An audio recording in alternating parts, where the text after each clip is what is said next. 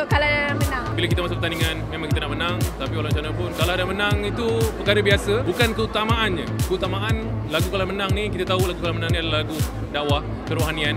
Mesej itu moga sampai ke jiwa rohani penonton. Itu paling penting. Saingan terhebat kalah dalam menang ni? Saingan terhebat? Ayo, nak cerita saingan. Kayaknya cerita. Saya tak boleh nak cakap lah pasal semua lagu pun saya kira semua bagus-bagus lah. Saya suka lagu Dia Marah Mama. Second single korang berdua kan? Yes, memang. Yes, kau cerita sikit. Okey, kepada peminat lagu Kalah Dalam Menang, saya dan Mawi memang ada keluarkan next single iaitu Bukan Propaganda. Bukan Propaganda ni dah ada di YouTube kan, dan anda boleh check it out lah sebab ramai yang request orang peminat lagu Kalah Dalam Menang request mahu saya dan Mawi kolaborasi lagi. So ini untuk anda, Bukan Propaganda, search di YouTube ada video klip. Apa komen you bila orang cakap yang Syamsul ni sebenarnya tak pandai pun nak rapping, so acak-acak nak jadi rappers pula?